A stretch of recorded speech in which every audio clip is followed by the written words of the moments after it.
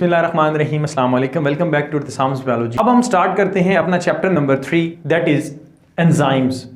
Enzymes जो है dear students, basically ये क्या है? बायोलॉजिकल कैटालिस्ट हैं।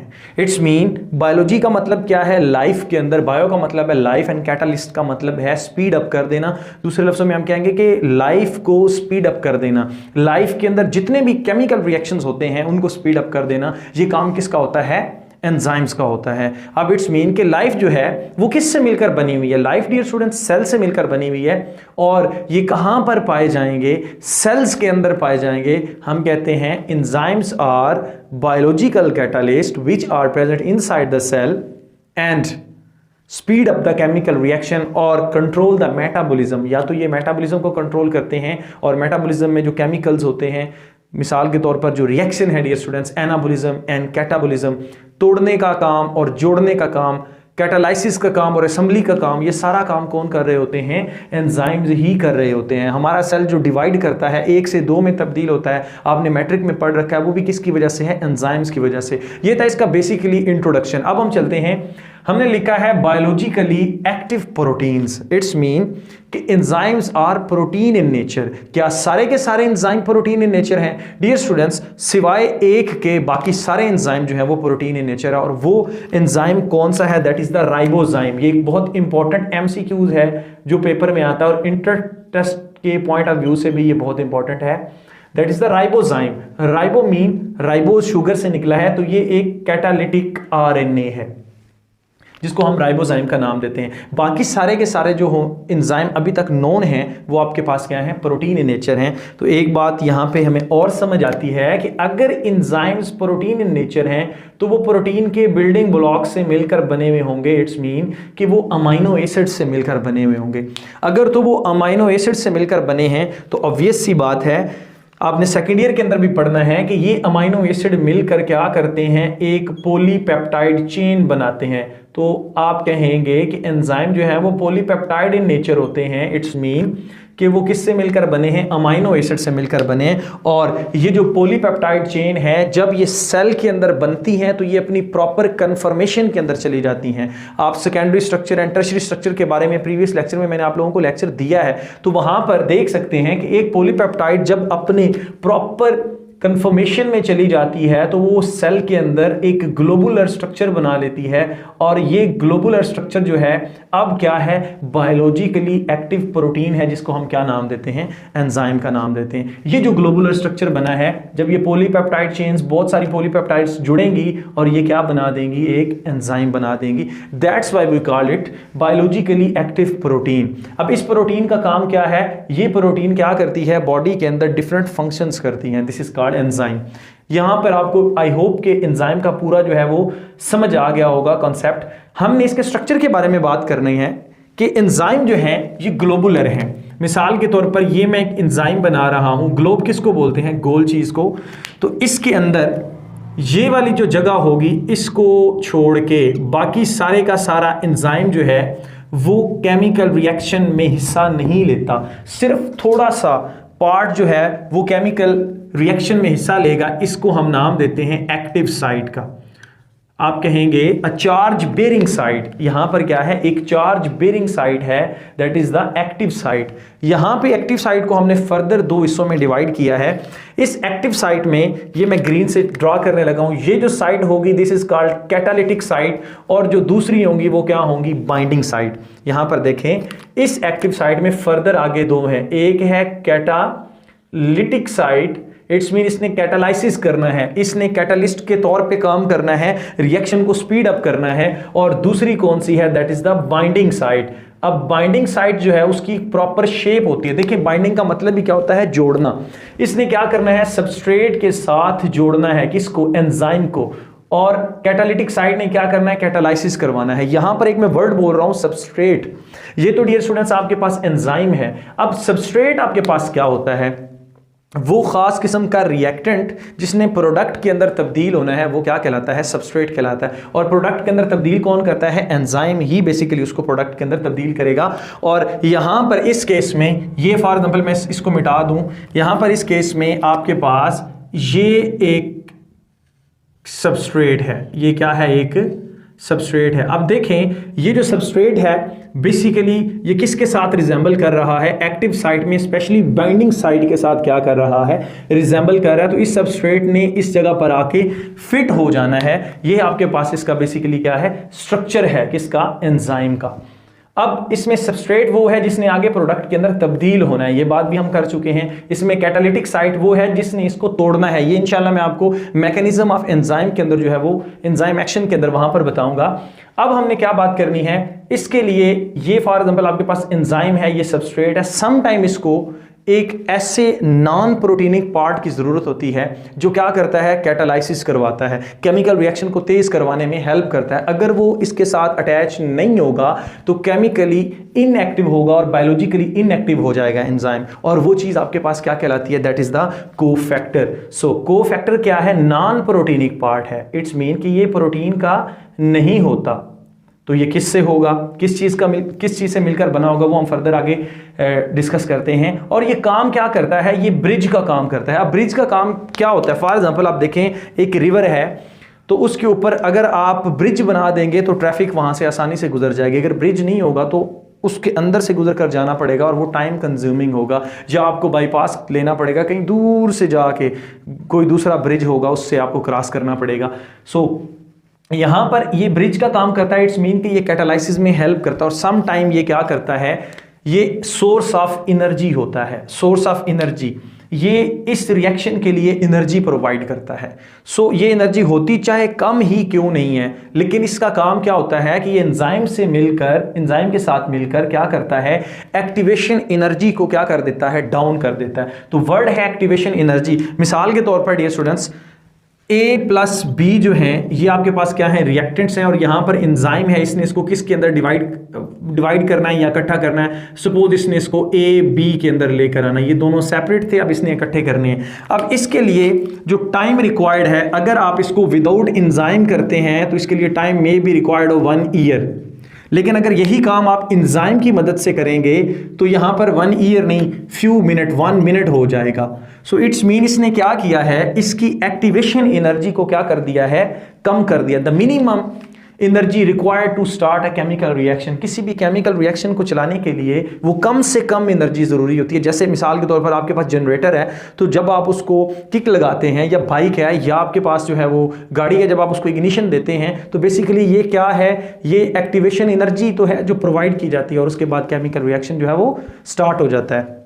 तो उसके अंदर पेट्रोल की जो है वो फर्दर क्या होना स्टार्ट हो जाती है डियर स्टूडेंट्स, कंबस्शन स्टार्ट होती है और गाड़ी स्टार्ट हो जाती है। इसी तरह से ये एंजाइम एक्टिवेशन एनर्जी को क्या कर देता है, लो कर देता है। Bye lowering the activation energy it speed up the chemical reaction.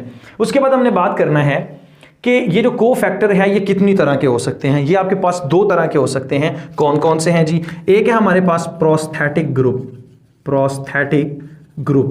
ये प्रोस्थेटिक ग्रुप क्या है, ऐसा कोफैक्टर जो टाइटली बाउंड हो, टाइटली बहुत ज्यादा टाइट हो, किसके साथ, एंजाइम के साथ। तो ये आपके पास क्या कहलाता है, प्रोस्थेटिक ग्रुप कहलाता है। इसकी एग्जांपल आपके पास क्या है, बहुत सारे मेटल आयंस हैं, बहुत सारे आयंस। आपको पता है कि आयंस अगर पॉजिटिवली चार्ज हो और नेगेटिवली चार्ज हो तो वो जिसके साथ भी बॉन्ड बनाते हैं वो बड़ा स्ट्रॉन्ग बॉन्ड बनाते हैं। और इसी तरह से आपके पास कौन सा है, दैट इज कोएंजाइम। ये भी एंजाइम का क्या होता है, को का मतलब होता है साथी, दोस्त, फ्रेंड। ये एंजाइम का साथी है, दोस्त है, इसको हम क्या बोलते हैं, कोफैक्टर बोलते हैं। कोफैक्टर की ही ये एग्जांपल है। कोएंजाइम क्या होता है, लूजली अटैच होता है, लूजली अटैच। यहां पर एक बहुत इंपॉर्टेंट बात आपको बताऊंगा, और इसकी एग्जांपल क्या है, बहुत सारे वाइटामिन्स हैं। अब देखें वाइटामिन्स बजाते खुद जो हैं ये सोर्स ऑफ एनर्जी नहीं होते। हम डॉक्टर के पास जाते हैं, डॉक्टर हमें देखता है कि इस बंदे को जो है वो कमी है, किसकी, ब्लड की, खून की कमी है। बेसिकली हमें खून की कमी तो नहीं होती, सेल्स तो हमारे उतने ही होते, लेकिन हाँ खून के अंदर हीमोग्लोबिन का लेवल लो हो जाता है। अब हीमोग्लोबिन के लेवल को ज़्यादा करने के लिए हमारे जिस्म में आयरन की कमी होती है। तो आयरन यहाँ पे क्या होता है, प्रोस्थेटिक ग्रुप होता है। आपने हीमोग्लोबिन के स्ट्रक्चर में पढ़ रखा है, 2 अल्फा चेन है, 2 दो बीटा चेन्स होती हैं आपके पास और एक हीम ग्रुप होता है और हीम के लिए आयरन जरूरी होता है, तो यहाँ पर वो प्रोस्थेटिक ग्रुप का काम कर रहा होता है। और इसी तरह से वो हमें मल्टी विटामिन देते हैं, लाइक विटामिन ए हो गया, बी हो गया, सी, विटामिन के, vitamin D and vitamin E, multi vitamin देते हैं। वो विटामिन क्या करते हैं, वो एंजाइम का काम करते हैं, हमारे एंजाइम को एक्टिवेट कर देते हैं और केमिकल रिएक्शन जो है वो स्टार्ट हो जाते हैं। यही इंपॉर्टेंट बात थी वो बेसिकली कि ये खाने से हमारे एंजाइम दोबारा से एक्टिव हो जाते हैं। फर्दर हमने इसको देखना है कि आपके पास एंजाइम में क्या एक्टिव साइट के बजाय भी कोई और साइट भी होती है जहां पर प्रोस्थेटिक ग्रुप ने या को एंजाइम ने लगना होता है। Yes, there is a allosteric site. हम बात करते हैं अदर देन एक्टिव साइट। अगर कोई भी साइट होगी other than active site, it's mean कि अगर आपके पास कोई भी साइट होगी एंजाइम में अदर देन एक्टिव साइट, तो वो क्या कहलाती है, एलोस्टेरिक। सपोज यहां पर एक साइट मौजूद है, ये आपके पास क्या कहलाती है, एलोस्टेरिक साइट कहलाती है। तो एक्टिवेटर क्या होगा, ऐसा cofactor which activates the enzyme. मिसाल के तौर पर ये आपके पास क्या है, ये कोफैक्टर है और डियर स्टूडेंट्स ये आपके पास अब क्या कहलाएगा, एक्टिवेटर कहलाएगा। इट एक्टिवेट्स, यहां पे ये देखिए ना, एक्टिवेटर का नाम ही क्या है, नाम से जाहिर होता है कि एक्टिवेट कर देगा किसको, एक्टिवेट द एंजाइम, एंजाइम को एक्टिवेट कर देगा और उसकी जो वर्किंग है उसको ज्यादा कर देगा, क्या कहलाता है, एक्टिवेटर कहलाता है। So activator is a type of cofactor which activates the enzyme, जिसने एंजाइम को एक्टिवेट कर देना है। फर्दर हमने बात करनी है इनहिबिटर्स की। इनहिबिटर्स क्या होते हैं कि अगर एक्टिवेटर या आप कहते हैं कि कोफैक्टर सूटेबल ना हो और वो किस जगह पर जाके लग जाए, एक्टिवेटर की जगह पर लग जाए, आपके पास प्रोस्थेटिक ग्रुप की जगह पर लग जाए, कोएंजाइम की जगह पर लग जाए और इनहिबिट कर दे एक्टिविटी ऑफ एंजाइम को, दिस इज कॉल्ड इनहिबिटर्स। ये आप क्या करता है, इनहिबिट करता है एक्टिविटी को, किसकी एक्टिविटी को डियर स्टूडेंट्स, एंजाइम्स की एक्टिविटी को।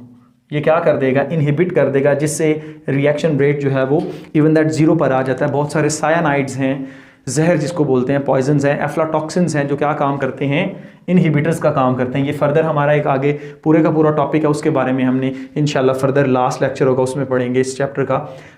फिर हमने देखना है डियर स्टूडेंट्स क्या कि एपो एंजाइम क्या है, होलो एंजाइम क्या है, कोर एंजाइम क्या है। ये सारे किससे लिंक्ड हैं, आपके पास कोफैक्टर से, एक्टिवेटर से ये लिंक्ड हैं।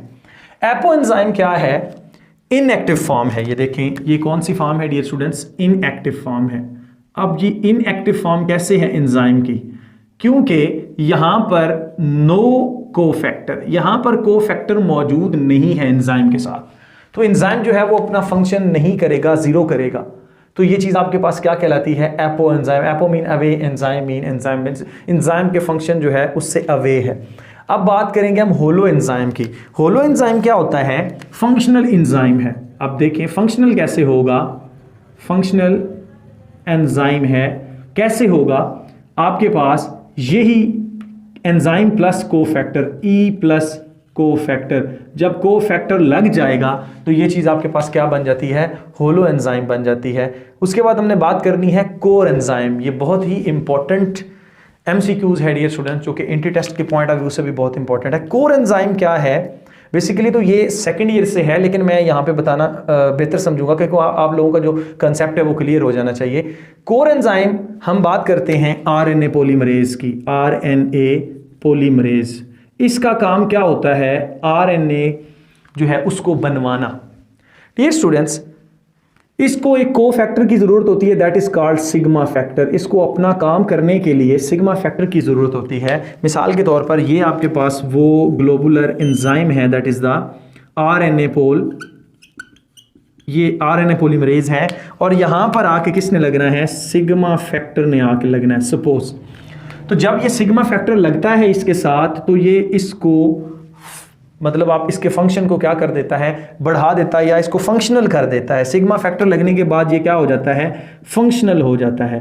और जैसे ही ये फंक्शनल होता है तो ये सिग्मा फैक्टर यहां से डिटैच हो जाता है, सिग्मा फैक्टर डिटैच। अब भी ये क्या करेगा, फंक्शनल ही रहेगा। अब भी ये क्या करता है, फंक्शनल ही रहता है। मिसाल के तौर पर जब इसके साथ कोफैक्टर नहीं लगा होता, सिग्मा फैक्टर नहीं लगा होता, तो तब ये डीएनए के ऊपर तो प्रेजेंट होता है, लेकिन प्रॉपर जीन की जो जगह है जहां से इसने आरएनए बनाना है उसको ये डिटेक्ट नहीं कर पाता। तो सिग्मा फैक्टर क्या करता है, जब इसके साथ लगता है तो इसको कहता है कि भाई यहां से तुमने क्या करना है, आरएनए बनाना स्टार्ट करना है। तो जब ये उसको जगह बताता है, बताने के बाद ये उतर जाता है, अब एंजाइम जो है वो अपना काम स्टार्ट कर देता है। तो सम टाइम क्या होता है कि को फैक्टर उतर जाता है एंजाइम से, सिर्फ वो क्या करता है एंजाइम को स्टार्ट करवाता है, उसके बाद एंजाइम अपना काम प्रॉपर करना स्टार्ट कर देता है। This is called core enzyme. ये such type of enzyme is called core enzyme in which the cofactor is removed and the enzyme starts its activity after the removal of cofactor. This is called core enzyme. ये आपके पास core enzyme कहलाता है। अब हमने जो बात करनी है डियर स्टूडेंट्स वो होगी इनकी प्रॉपर्टीज़ के बारे में, तो वो इंशाल्लाह हमारा नेक्स्ट लेक्चर होगा। Stay connected, thank you and अल्लाह हाफिज़। आई होप कि आप लोगों को अच्छा लगा होगा मेरा लेक्चर। अगर अच्छा लगा है तो काइंडली एक दफ़ा आपने मेरे लेक्चर को लाइक कर देना है और अपने दोस्तों के साथ शेयर कर देना है, मे बी किसी का भला हो जाए। Thank you. Our next topic, that is properties of enzyme and as well as mechanism of enzyme action. Dear students, enzymes के बारे में जो मेरा प्रीवियस लेक्चर था, ऑलमोस्ट मैं बहुत सारी बातें जो प्रॉपर्टीज से रिलेटेड थी उसमें बता चुका हूँ। आप वो जो लेक्चर है वो सुन भी सकते हैं, क्योंकि इस लेक्चर की डिस्क्रिप्शन में मैं उसका जो है वो लिंक डाल दूंगा। तो सबसे पहले हमने बात करनी है ग्लोबुलर प्रोटीन्स। ऑलरेडी बता चुका हूँ, एंजाइम्स आर ग्लोबुलर प्रोटीन। मतलब क्या है कि इस तरह से इनका जो स्ट्रक्चर होता है वो गोल होता है, और ग्लोबुलर प्रोटीन है तो इसका मतलब क्या है कि वो किससे मिलकर बनी होगी, अमाइनो एसिड से मिलकर बनी हुई होगी, पॉलीपेप्टाइड चेन से मिलकर बनी होगी। And these are biologically active proteins, biologically functional protein. इनका एक प्रॉपर फंक्शन होता है जो डियर स्टूडेंट्स सेल के अंदर, सेल के बाहर और बहुत सारी जगहों पर जहाँ पर मेम्ब्रेन्स होती हैं like mitochondria and as well as chloroplast, उनकी मेम्ब्रेन में ये अपना रोल प्ले कर रहे होते हैं। उसके बाद हमने बात करनी है रेट ऑफ रिएक्शन को क्या कर देते हैं, बढ़ा देते हैं। मिसाल के तौर पर ये हमारे पास A+B, इन्होंने कन्वर्ट होना है C and D इकट्ठे के अंदर। सो इट्स मीन कि अगर आप ये रिएक्शन विदाउट एंजाइम करवाएंगे तो ये रिएक्शन जो है 1 ईयर भी ले सकता है, 2 ईयर्स भी ले सकता है, 3 ईयर्स भी ले सकता है। लेकिन अगर आप इसको एंजाइम की प्रेजेंस में करवाएंगे तो ये रिएक्शन फ्यू सेकंड्स के अंदर जो है वो हो जाता है। इसकी बेस्ट एग्जांपल ये है कि अगर हमने नाइट्रोजन एंड नाइट्रोजन को तोड़ना हो, जो गैस है nitrogen and triple bond and यानी कि N2 को तोड़ना हो, तो इसके लिए हमें बहुत ज़्यादा जो है वो एनर्जी की ज़रूरत होती है, बहुत ज़्यादा टेम्परेचर पे जाके ये जो है वो टूटेगा। इसी तरह से अगर हम वाटर की बात करें H2O, इसको अगर तोड़ना हो तो इसके लिए भी हमें बहुत ज़्यादा टेम्परेचर चाहिए होता है, इलेक्ट्रोलाइसिस करवानी पड़ती है, तब जाके ये रिएक्शन कंप्लीट होता है। अदरवाइज अगर हम इसको वैसे इंडिपेंडेंटली कहेंगे ये टूट जाए, N2 जो है वो NN में अलहदा हो जाए, या वाटर जो है वो आपके पास H2 और O में जो है वो अलहदा हो जाए, ऐसा पॉसिबल नहीं है। अगर आप इसको आर्टिफिशियल मेथड के ज़रिए कराएंगे तो बहुत ज़्यादा टेम्परेचर की ज़रूरत होगी, बहुत ज़्यादा एनर्जी की ज़रूरत होगी, लेकिन यही काम एंजाइम्स कर रहे होते हैं। फोटोसिंथेसिस के प्रोसेस में देखेंगे फोटोलाइसिस होती है जिसमें वाटर टूट जाता है और इतनी ज़्यादा एनर्जी की भी ज़रूरत नहीं होती। इसी तरह से नाइट्रोजन फिक्सेशन में नाइट्रोजन को फिक्स किया जाता है डियर स्टूडेंट्स, और ये क्या कौन कर रहे होते हैं, ये काम किस तरह से हो रहा होता है, ये बेसिकली एंजाइम्स ही कर रहे होते हैं। सो it's mean rate of reaction को ये क्या कर देते हैं, स्पीड अप कर देते हैं। वाटर को तोड़ने के लिए मे बी घंटा लग जाए, 2 घंटे लग जाए, उसमें से हाइड्रोजन गैस अलग करनी है, ऑक्सीजन गैस अलग करनी है, लेकिन with the help of enzymes जो कि लिविंग ऑर्गेनिज्म के अंदर है, जो फोटोलाइसिस करवाते हैं, वो क्या करते हैं, इसको फ्यू सेकंड्स के अंदर जो है वो तोड़ देते हैं। इवन दैट आप कह सकते हैं फ्रैक्शंस ऑफ सेकंड, वो थोड़े से टाइम में इसको तोड़ देते हैं। So net effect on the end product जो है उसको एंजाइम डिस्टर्ब नहीं करते। मिसाल के तौर पर ये आपके पास क्या है, सबस्ट्रेट है, इसको एंजाइम ने क्या करना है, तोड़ना है फॉर एग्जांपल। तो इसको एंजाइम, ये एंजाइम है, इसने इसको क्या कर दिया, तोड़ दिया। ये 2 डिफरेंट प्रोडक्ट्स बना दिए हैं। तो जो नेचर होगी प्रोडक्ट की उस पर कोई किसी किस्म का इफेक्ट नहीं होगा एंजाइम्स का, ये बात याद रखनी है आपने।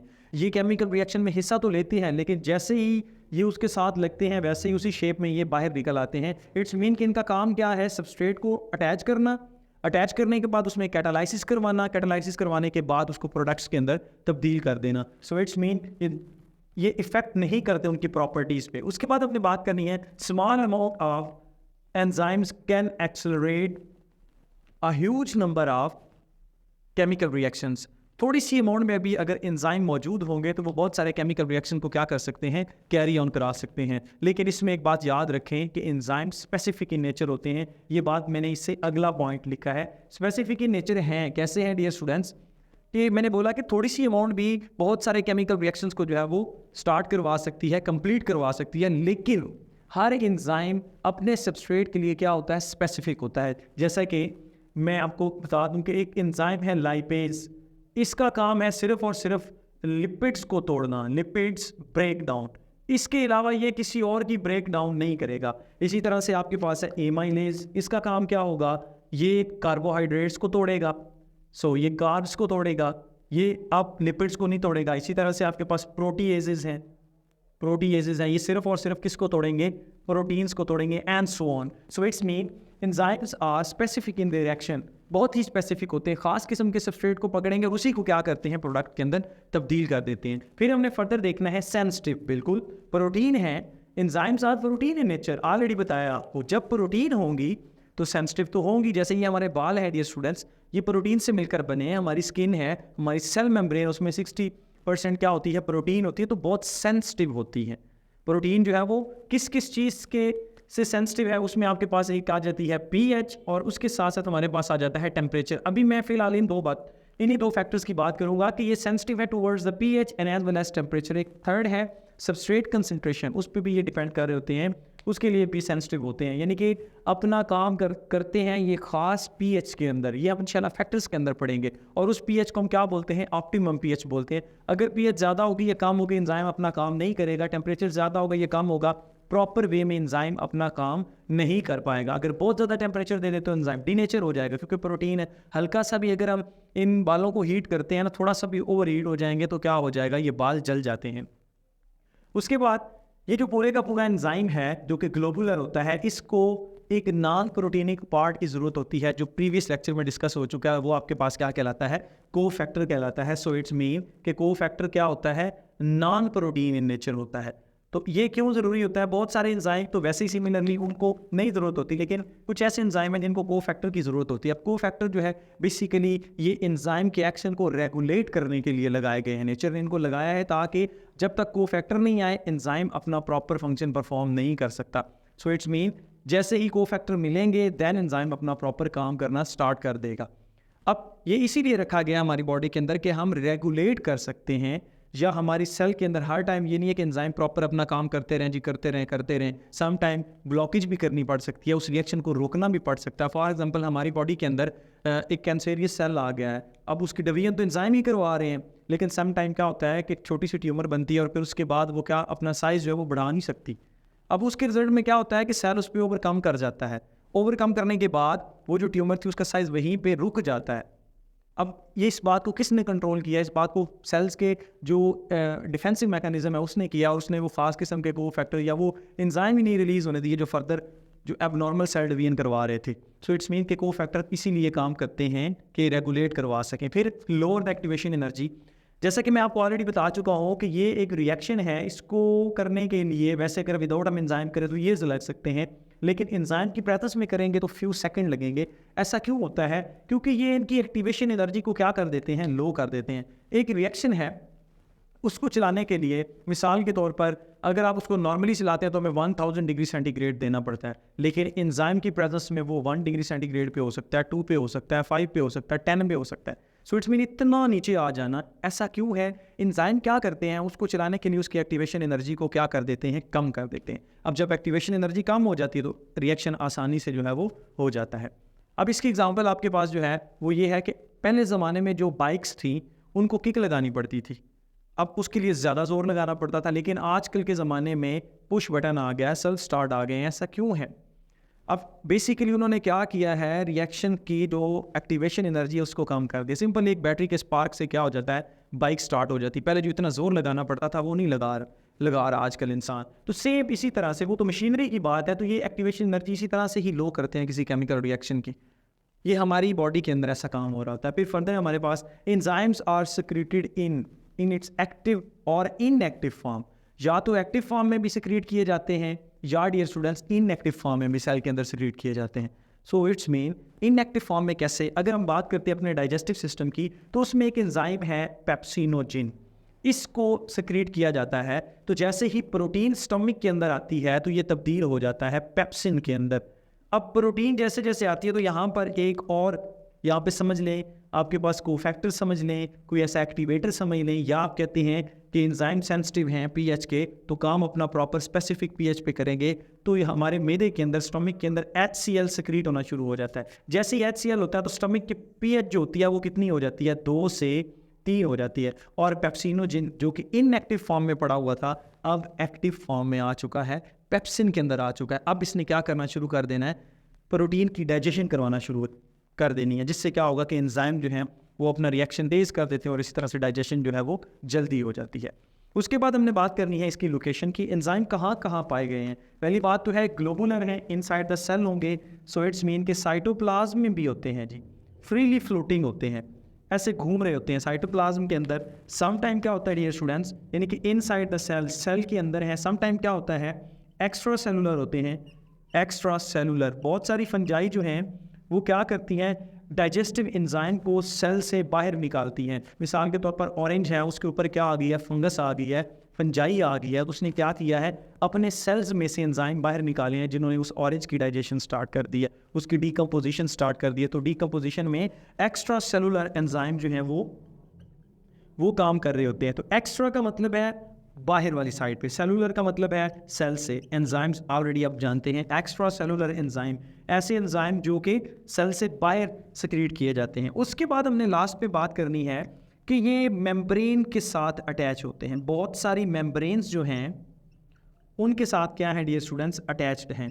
मिसाल के तौर पर यहाँ पर आप देखते हैं तो माइटोकॉन्ड्रिया है, ये उसकी आउटर मेम्ब्रेन है और ये उसकी क्या है, इनर मेम्ब्रेन है। और इस इनर मेम्ब्रेन के अंदर एक ख़ास किस्म का एंजाइम, बहुत सारे वैसे तो होते हैं, मैं सिर्फ एक को कर रहा हूँ डियर स्टूडेंट्स, एक ख़ास किस्म का एंजाइम जो है वो मौजूद है जिसको आपने F1 पार्टिकल का नाम दिया था।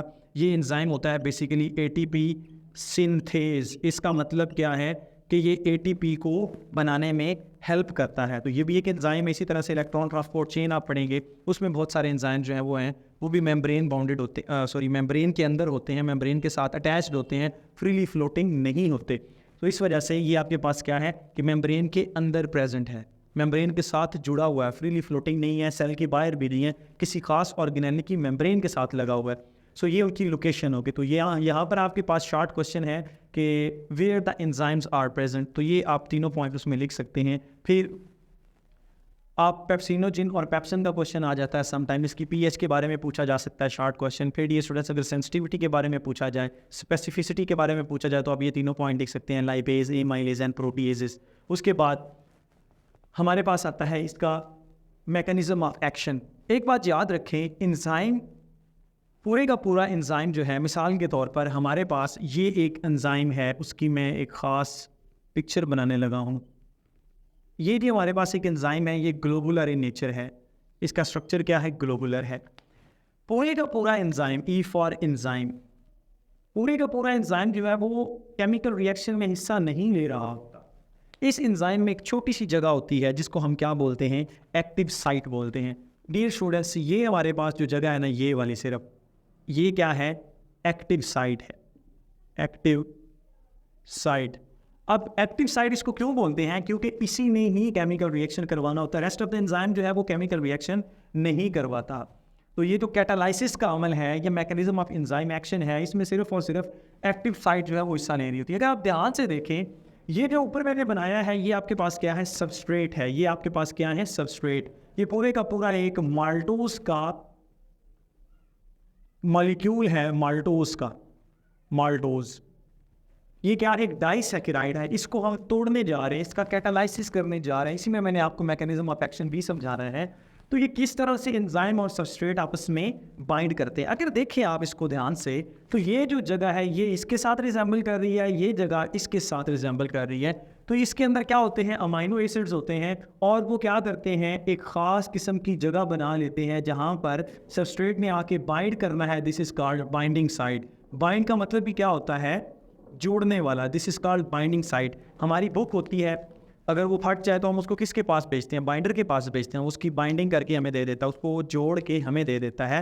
अब देखें तो यहाँ पर बाइंडिंग साइट का काम क्या है डियर स्टूडेंट, सबस्ट्रेट को जोड़ने में मदद देना। और यहाँ पर ये जो है ये वाली, ये आपके पास क्या कहलाती है, catalytic site. Catalytic site it's mean कि इसने क्या करवाना है, कैटालाइसिस करवाना है। इसी नहीं आगे फर्दर सबस्ट्रेट और एंजाइम के दरमियान जो केमिकल रिएक्शन है उसको स्पीड अप करना है और कैटालाइसिस करवा के रिएक्शन को कंप्लीट करना है। तो इसके बाद क्या होगा कि ये सबस्ट्रेट ने अब इसके ऊपर आके लगना है। मिसाल के तौर पर मैं दोबारा फिर बना देता हूँ, यहाँ पे ये आपके पास एंजाइम था और अब इस पर आके कौन लगेगा, ये वाला मॉलिक्यूल लगेगा। ये मॉलिक्यूल देखिए इसमें बिल्कुल फिट बैठेगा, ये जी इसमें फिट बैठ गया है ये ऑक्सीजन। उसी तरह से यहाँ पर देखें आप, ये अब इसमें देखें कि ये क्या है, एक माल्टोज का मॉलिक्यूल है। अब ये क्या बन चुका है, ये ऊपर सबस्ट्रेट है नीचे एंजाइम है, तो ये बन चुका है enzyme substrate complex. Enzyme substrate complex it's mean कि ये कॉम्प्लेक्स स्ट्रक्चर बन चुका है, जिसके बारे में हम ये कहते हैं कि अब एंजाइम और सबस्ट्रेट दोनों इकट्ठे हो चुके हैं। अगले ही स्टेप में क्या होता है कि ये जो जगह है इसने कैटालाइसिस करवा देनी, इसमें इसने वाटर ऐड करवाना है और 2 ग्लूकोज के मॉलिक्यूल्स अलहदा हो जाएंगे। ये आपके पास क्या बन चुके हैं डियर स्टूडेंट्स, प्रोडक्ट बन चुके हैं। एक ये वाला अलहदा हो गया, प्लस ये आपके पास क्या हो चुका है, अलहदा हो चुका है। सो इट्स मीन कि माल्टोज जो है वो 2 ग्लूकोज से मिलकर बनी हुई है, तो दोनों ग्लूकोज अब क्या हो चुके हैं, अलहदा हो चुके हैं। अब जो एंजाइम है वो एज सच जैसे पहले था वैसे का वैसा ही आपके पास जो है वो बाहर निकल गया। एंजाइम में किसी किस्म का जो है वो चेंज नहीं आया। तो यहाँ पर देखें कि ये जो आपके पास बाइंडिंग साइट थी ये बिल्कुल किसकी तरह थी, सबस्ट्रेट की शेप की तरह थी। इसको हम क्या बोलते हैं, लॉक एंड की मॉडल बोलते हैं। इसके बारे में मैं एक अलहदा सा जो है वो लेक्चर बनाऊंगा, लॉक एंड की मॉडल। जिस तरह से एक ख़ास किस्म के ताले को एक स्पेसिफिक चाबी खोलती है उसमें लगती है, इसी तरह से डियर स्टूडेंट्स याद रखें एक एंजाइम में जो एक्टिव साइट होती है वो रिजिड होती है, हार्ड होती है, उसमें ख़ास किस्म के क्या लगते हैं, सबस्ट्रेट आके लगते हैं, दूसरा सबस्ट्रेट उसमें फिट नहीं बैठ सकता। इसको हम क्या बोलते हैं, लॉक एंड की मॉडल बोलते हैं। तो इस तरह से एंजाइम जो है वो अपना पूरा मैकेनिज्म जो है वो करता है। अब ये जो है रेड से ये आपके पास क्या बन चुके हैं, प्रोडक्ट। इस तरह से सबस्ट्रेट को पकड़ेगा, एंजाइम सबस्ट्रेट कम्प्लेक्स बनाएगा, एंजाइम सबस्ट्रेट कम्प्लेक्स बनाने के बाद फर्दर उसको आगे किस में तोड़ देगा, प्रोडक्ट्स के अंदर। अब देखिए इसने प्रोडक्ट्स की प्रॉपर्टीज़ को बिल्कुल भी चेंज नहीं किया।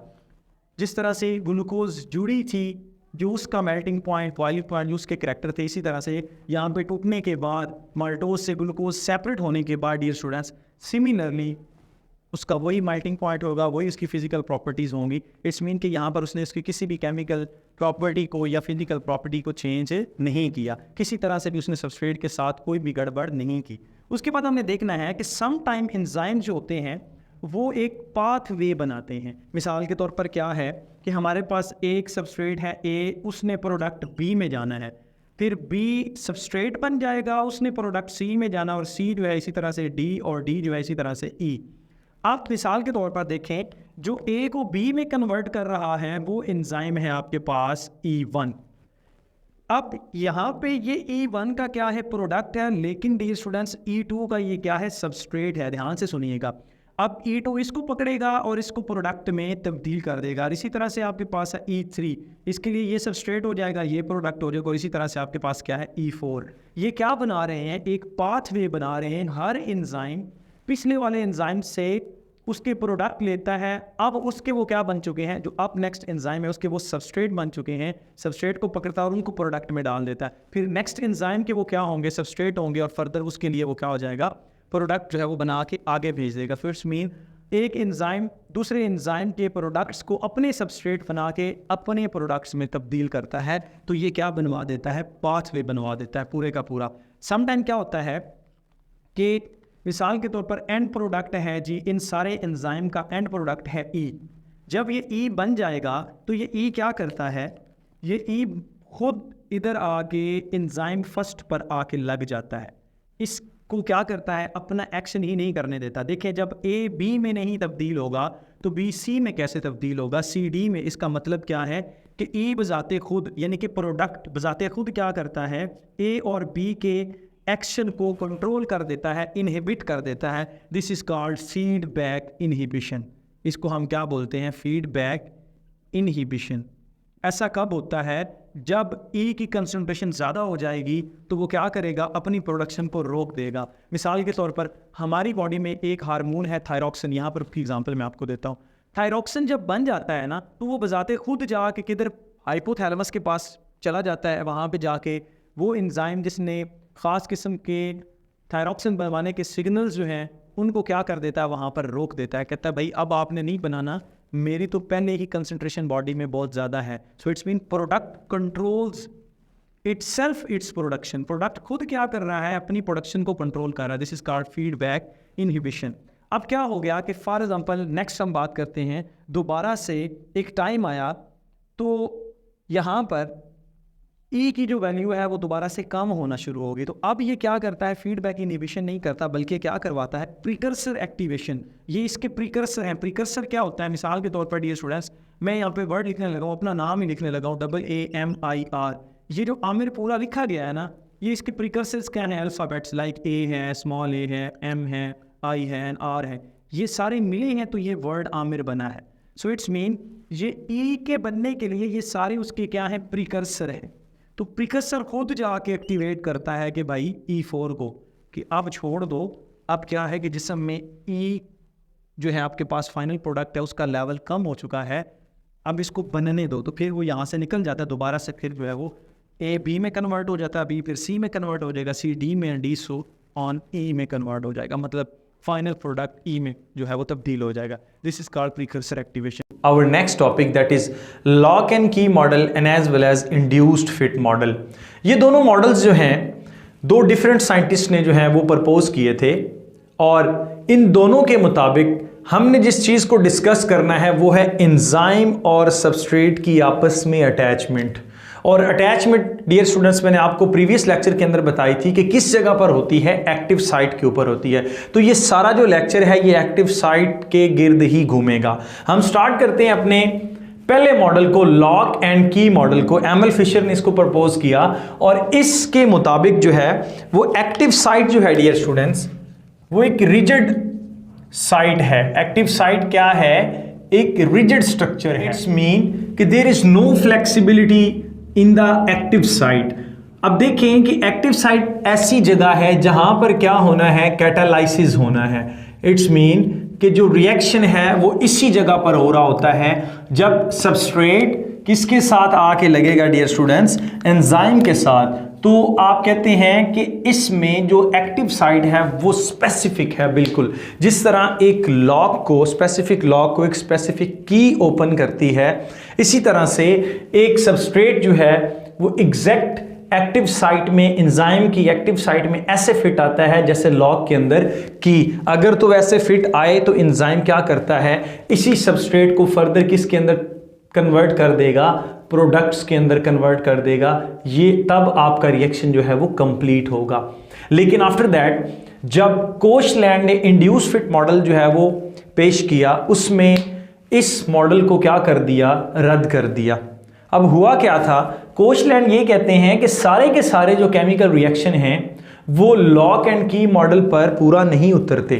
हाँ, स्पेसिफिसिटी ऑफ एंजाइम यानी कि एंजाइम्स अपने रिएक्शंस के अंदर स्पेसिफिक होते हैं, बिल्कुल होते हैं। हमने प्रॉपर्टीज के अंदर भी पढ़ा है। अगर हम उस बात को देखते हैं तो लॉक एंड की मॉडल बिल्कुल सूटेबल है, लेकिन कहीं ना कहीं नेचर ने लचक रखी है डियर स्टूडेंट्स। तो कुछ एंजाइम्स ऐसे थे जो क्या करते हैं, इंड्यूस फिट मॉडल जो है उसको शो करते हैं। मिसाल के तौर पर अगर हम जब बात करते हैं प्रोटीएजेज एंजाइम के, अब प्रोटीएजेज में बहुत सारी कैटेगरीज आ जाती हैं, ट्रिप्सिन है, पेप्सिनोजिन है और भी बहुत सारे हैं।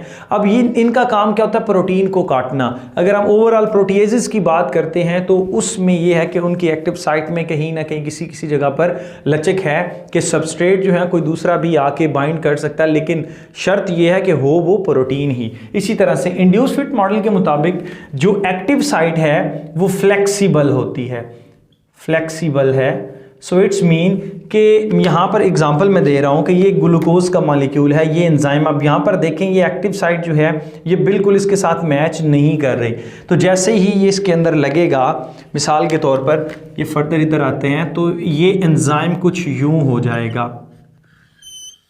इट्स मीन कि इसने अपनी एक्टिव साइट को क्या कर लिया है, चेंज कर लिया है, और इसी तरह से ग्लूकोज इसके अंदर क्या कर चुकी है, बाइंड कर चुकी है। तो ये आपके पास क्या कहलाता है, इंड्यूस फिट मॉडल कहलाता है। इट्स मीन कि जो एंजाइम है उसने अपनी एक्टिव साइट को मॉडिफाई कर लिया है, किसको देखते हुए, सबस्ट्रेट को देखते हुए। इट्स मीन कि उसमें कुछ ना कुछ लचक मौजूद है, एंजाइम जो है वो क्या करता है, सबस्ट्रेट के साथ अटैचमेंट कर लेता है। This is called induce fit model, और ये मॉडल जो है इसको दुरुस्त माना जाता है ये भी ठीक अपनी जगह पर। इसमें क्या था कि बिल्कुल एग्जैक्ट आपका जो सबस्ट्रेट है वो एग्जैक्ट मैच करता है किसके साथ, एंजाइम के साथ। Our next topic that is factors affecting on the catalysis. और हम कहते हैं कि जब एंजाइम अपना एक्शन शो करते हैं तो उस वो ख़ास वक्त में केमिकल रिएक्शंस को कैरी ऑन कर रहे होते हैं। So factors affecting on the rate of catalysis या रेट ऑफ एंजाइम एक्शन।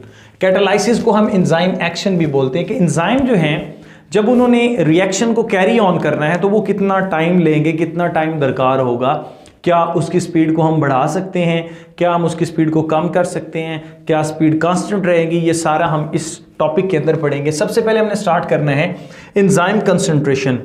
अब यहां पर देखें, मिसाल के तौर पर हमारे पास सबस्ट्रेट है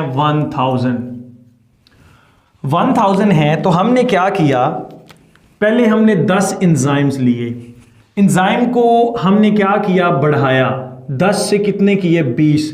तो डियर स्टूडेंट्स, ऑब्वियस सी बात है कि जब हमारे पास सबस्ट्रेट बहुत ज़्यादा होंगे और जब हम एंजाइम को जितना उनका मतलब कि डबल करते जाएंगे, मिसाल के तौर पर 10 थे तो उनको डबल करके हमने 20 किया, तो रिएक्शन का रेट भी क्या हो जाएगा, डबल हो जाएगा। इसी तरह से अगर हम 40 कर देते हैं तो अब 20 का डबल हो जाएगा, और इसका डियर स्टूडेंट्स 4 टाइम ज़्यादा हो जाएगा, क्योंकि हमारे पास सबस्ट्रेट क्या है, ज़्यादा हैं। सो इट्स मीन कि जब सबस्ट्रेट जो है वो वाफर मिकदार में हो, आप एंजाइम के क्वांटिटी को अगर बढ़ाते जाते हैं तो आपका रेट ऑफ रिएक्शन जो होता है वो क्या हो जाता है, ज़्यादा हो जाता है। देखिए यहाँ पर अगर 40 जो हैं, इसमें से पहली दफ़ा कितने गए, 10 गए, फिर 20 गए, फिर 40 गए, और इसी तरह से रिएक्शन कैरी ऑन। एक टाइम आता है कि आपके पास जो एंजाइम होते हैं उनकी कंसंट्रेशन बराबर हो जाती है सबस्ट्रेट के, और फिर जब बराबर होती है तो रिएक्शन एकदम से हो जाता है। मिसाल के तौर पर 500 सबस्ट्रेट हैं तो आपके पास 500 ही क्या हैं, एंजाइम्स है, तो यहां पर रिएक्शन जो है वो होगा तो बड़ा स्पीडली, बट आफ्टर दैट क्या हो जाएगा, सडन फॉल आ जाएगा। जब आप कहते हैं कि अगर आपके पास दोबारा से अगेन सबस्ट्रेट बहुत ज़्यादा है, मतलब यहाँ पर क्या है, 10,000 है, 1 लाख हैं, सो इट्स मीन यहाँ पर क्या होगा, अगर एंजाइम आप 500 रख देंगे तो इसका ग्राफ कुछ यूँ बनेगा कि पहले 10 थे तो ये रेट ऑफ रिएक्शन बड़ा है, 20 किए तो डबल हो गया, 40 किए तो 500 किए तो एकदम से शूट कर गया, और फिर क्या हो गया, कांस्टेंट हो गया। इससे क्या होगा, फिर कांस्टेंट रेट पर ये 500 आएंगे, वो 500 सबस्ट्रेट को पकड़ेंगे और फिर क्या कर देंगे डियर स्टूडेंट्स, उसको प्रोडक्ट के अंदर तब्दील कर देंगे। सो इट्स मीन कि एंजाइम्स जो हैं उनकी कंसंट्रेशन एक हद तक क्या करती है, रिएक्शन को बढ़ाती है, रेट को बढ़ाती है, बट आफ्टर दैट क्या हो जाता है, कांस्टेंट हो जाती है। इस तरह से हमारे पास है सबस्ट्रेट कंसंट्रेशन। सबस्ट्रेट अगर हमारे पास, फॉर एग्जांपल मैं यहाँ पे अब केस उल्टा कर दूं, हमारे पास एंजाइम कितने हैं, 1000 हैं एंजाइम्स, और सबस्ट्रेट हमारे पास कितने हैं, ओनली 10। अब इससे क्या होगा, रिएक्शन होगा तो सही, एक दफ़ा हो जाएगा, फिर आफ्टर दैट क्या होगा, सडन फॉल आ जाएगा। या इसको आप दूसरे लफ्ज़ों में देखें तो क्या होगा, मिसाल के तौर पर आपके पास क्या है, 1000 एंजाइम्स हैं, मैं अगेन लिख देता हूँ, 1000 एंजाइम्स हैं, और आपके पास सबस्ट्रेट जो है वो कितने हैं, 1 लाख हैं। तो अब क्या हो गया डियर स्टूडेंट्स, 1 लाख अगर आपके पास एंजाइम्स के साथ सबस्ट्रेट अवेलेबल हैं, ये सबस्ट्रेट है, तो एकदम से क्या होगा, रिएक्शन जो है वो फास्ट जाएगा और फिर उसी तरह से कांस्टेंट हो जाएगा। इसमें भी क्या है आप खुद देख सकते हैं, यहाँ पर मिसाल के तौर पर पहले कितने थे, 10 एंजाइम्स थे, वो क्या कर रहे थे, सबस्ट्रेट के साथ बाइंड करते उनको प्रोडक्ट में डाल रहे थे, प्रोडक्ट में कन्वर्ट कर रहे थे। यहाँ पर आपने एंजाइम को बढ़ाया और साथ ही साथ आपने क्या कर दिया, सबस्ट्रेट को बढ़ाया, तो इससे क्या होगा, रेट ऑफ रिएक्शन जो है वो ज़्यादा हो जाएगा। लेकिन अगर एंजाइम कांस्टेंट हो जाएंगे तो रेट ऑफ रिएक्शन ज़्यादा नहीं होगा, बल्कि क्या हो जाएगा, कांस्टेंट हो जाएगा, क्योंकि हर दफ़ा सबस्ट्रेट तो अवेलेबल है लेकिन एंजाइम कितने हैं, उतने ही हैं। एंजाइम मिसाल के तौर पर अगर 1000 हैं तो वो 1000 के रेट से क्या करता है, कन्वर्ट करता जाता है प्रोडक्ट्स के अंदर।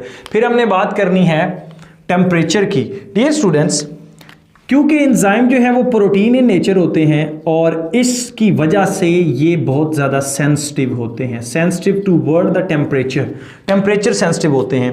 हर एंजाइम एक ख़ास टेम्परेचर पर क्या करता है, वर्क करता है और वो प्रॉपरली अपना काम कर रहा होता है, उसको हम क्या बोलते हैं, ऑप्टिमम टेम्परेचर बोलते हैं।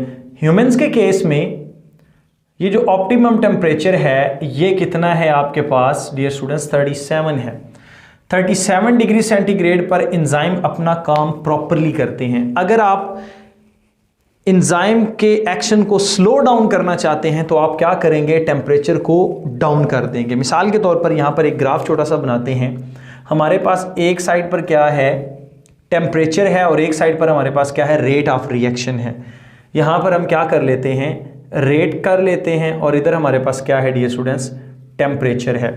0 डिग्री सेंटीग्रेड पे एंजाइम जो काम कर रहे थे वो बिल्कुल थोड़ा सा था, आपने क्या किया, 10 डिग्री सेंटीग्रेड, एंजाइम का काम जो है वो ज़्यादा होना शुरू हो गया, रेट ज़्यादा हो गया। आपने यही वैल्यू 20 पे कर दी तो एंजाइम डबल काम करना। यही जब आपने क्या किया 37 डिग्री सेंटीग्रेड पर, तो एंजाइम अपने मैक्सिमम काम पर चले गए। यहाँ पर इन्होंने क्या किया है, मैक्सिमम वर्क किया है। लेकिन जैसे ही टेम्परेचर इससे ज़्यादा होगा 40 डिग्री सेंटीग्रेड, तो एंजाइम का जो एक्शन है वो लो होना शुरू हो जाएगा और अल्टीमेटली अगर आप इसको 50 की तरफ लेकर जाते हैं तो एंजाइम क्या हो जाएंगे, डीनेचर हो जाएंगे। डीनेचर कैसे होंगे, क्योंकि प्रोटीन से मिलकर बने हुए, सेंसिटिव है। अब एग को देख लें, हल्की सी भी आंच पे आप उसको रखते हैं तो वो क्या हो जाता है, डीनेचर हो जाता है। अपने हेयर्स को देख लें, प्रोटीन हाईली सेंसिटिव होती है टुवर्ड्स द टेम्परेचर। बट ये जो एंजाइम है ये तो फंक्शनल प्रोटीन है, जब आप इनके लिए कम करेंगे टेम्परेचर तो रिएक्शन स्लो डाउन हो जाएगा, बहुत ज़्यादा कर देंगे तो ये डीनेचर हो जाएंगे। आप समझ लें कि आपका अल्टीमेटली रिएक्शन क्या हो जाएगा, ज़ीरो हो जाएगा, फॉल कर जाएगा, जिससे क्या होता है कि फिर डेथ वाक़या हो जाती है। यही वजह है कि ह्यूमंस का जो टेम्परेचर होता है वो round about 37 to 38 degree centigrade रहता है। This is called optimum temperature. And उसके बाद हमारे पास है pH। सिमिलरली प्रोटीन्स जो होती हैं, जो फंक्शनल प्रोटीन्स हैं, ख़ास तौर पर आपके पास जो एंजाइम हैं, इनके लिए एक ख़ास pH जो है उस पर ये काम करते हैं। pH क्या होती है, हाइड्रोजन आयन की कंसंट्रेशन डियर स्टूडेंट्स। अब ये जो pH होती है जिस पर ये अपना प्रॉपर फंक्शन करते हैं वो भी आपके पास क्या कहलाती है, ऑप्टिमम pH कहलाती है। अब एंजाइम का pH के साथ लिंक क्या है, अगर आप एंजाइम के बारे में पढ़ते हैं तो हम एक्टिव साइट को बोलते हैं अ चार्ज बेरिंग साइट। जब उस पर चार्ज होंगे तो pH में भी क्या होता है डियर स्टूडेंट्स, आपके पास हाइड्रोजन आयंस। तो ये हाइड्रोजन आयंस अगर ज़्यादा हो जाएं, मतलब मीडियम अगर एसिडिक हो, तो वो उस चार्ज बेरिंग साइट को क्या कर देता है, डिस्टर्ब करता है और इसी तरह से रिएक्शन रेट को डाउन कर देता है। अब हर एंजाइम, यहाँ पर एक और इम्पॉर्टेंट बात बताता चलूँ, हर एंजाइम या हर प्रोटीन एक ख़ास pH पर अपना स्पेसिफिक फंक्शन करती है। अगर तो वो उसको pH दी जाए तो वो अपना फंक्शन परफॉर्म करेगी, अगर उस pH पे उसको ना लाया जाए वो एंजाइम अपना प्रॉपर फंक्शन परफॉर्म नहीं करता। फॉर एग्जांपल आपके पास पेप्सिन है, वो सक्रीट किस फॉर्म में होता है, पेप्सिनोजिन की फॉर्म में, लेकिन वो पेप्सिन में कब कन्वर्ट होता है, जब pH कहाँ पर चली जाती है, 2 पर चली जाती है। 2 से 3 में वो अपना फंक्शन जो है वो परफॉर्म करता है। और इसके साथ साथ डियर स्टूडेंट्स आपके पास दूसरे भी बहुत सारे एंजाइम हैं, इंक्लूडिंग सुक्रेज है, उसकी जो ऑप्टिमम pH है वो कितनी है, 4.5 है। एंटीरोकाइनेज है 5.5 है। स्लाइवरी एमाइलेज है 6.8 जो हमारे मुंह के अंदर होता है। कैटालेज है डियर स्टूडेंट्स उसकी 7.6 है। और काइमोट्रिप्सन जो है वो 7 to 8 pH पे अपना काम करता है बेसिक रीजन के अंदर, न्यूट्रल से बेसिक रीजन के अंदर। और इसी तरह से पैंक्रियाटिक लाइपेज है। अब ये जो पैंक्रियाटिक जूस है इसको स्मॉल इंटेस्टाइन में जो है वो जो सिक्रीट किया जाता है, ताकि वहाँ पर क्या हो, पीएच जो है वो ज़्यादा हो, क्योंकि स्टमक से जो काइम जा रहा होता है स्मॉल इंटेस्टाइन के अंदर, वहाँ पर डियर स्टूडेंट्स क्या हो रहा होता है कि उसकी पीएच जो है वो कम होती है, तो आपने पीएच को क्या कर देना है, ज़्यादा। उसके बाद आर्जिनेज जो है वो 9.7 पे अपना काम प्रॉपरली करता है।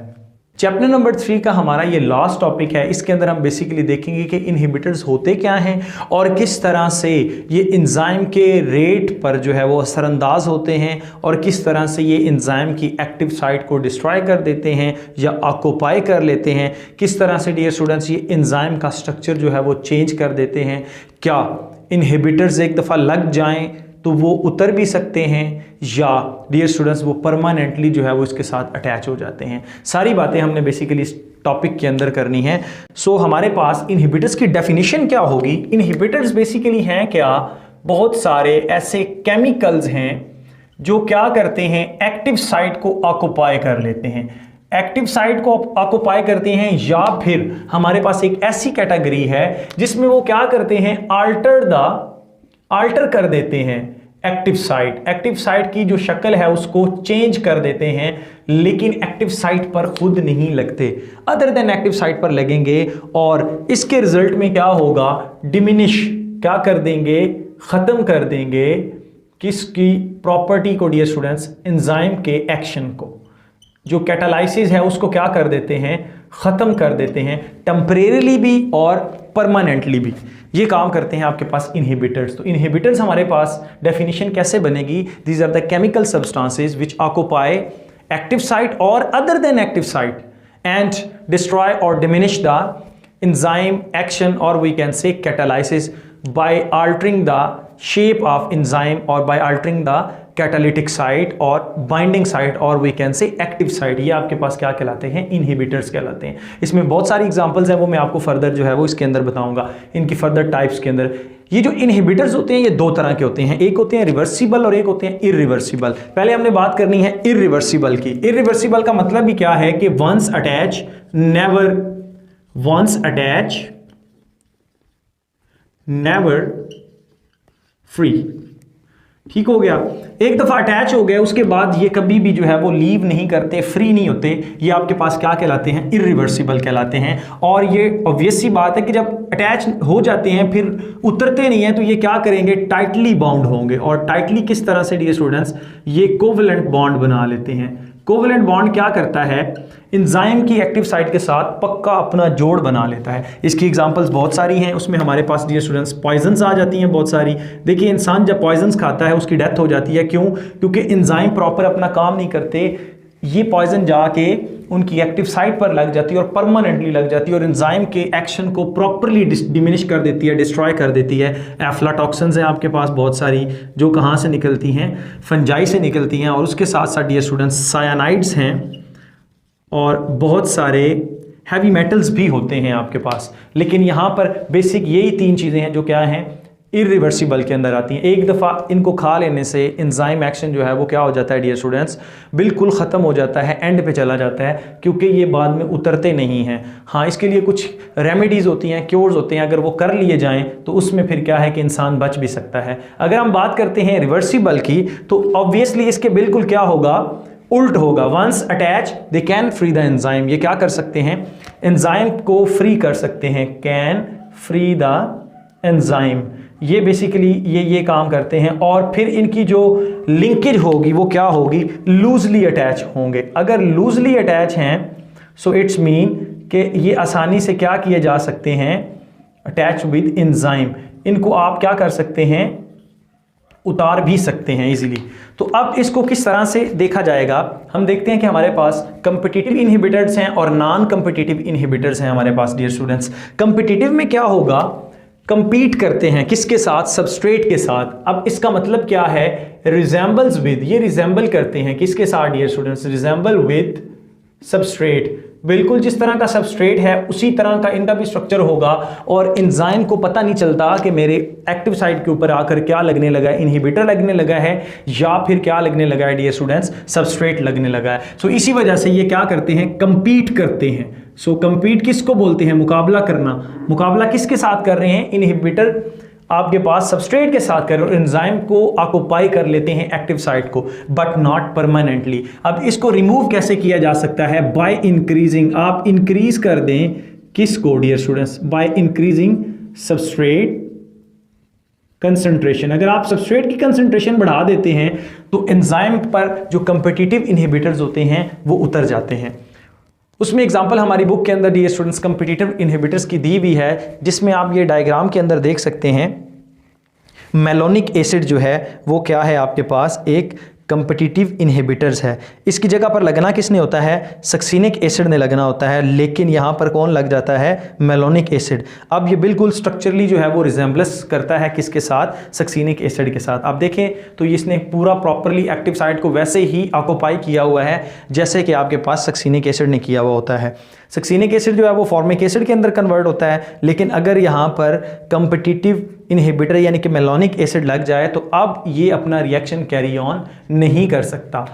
उसके बाद हमारे पास आते हैं dear students non competitive inhibitors. अब ये यहाँ पर मैंने बोला था कि अदर देन एक्टिव साइट, ये क्या करते हैं? एक्टिव साइट को ऑक्यूपाई नहीं करते, बल्कि किस जगह को करते हैं? एलोस्टेरिक साइट को। हम यहाँ पर देखते हैं अदर देन एक्टिव साइट।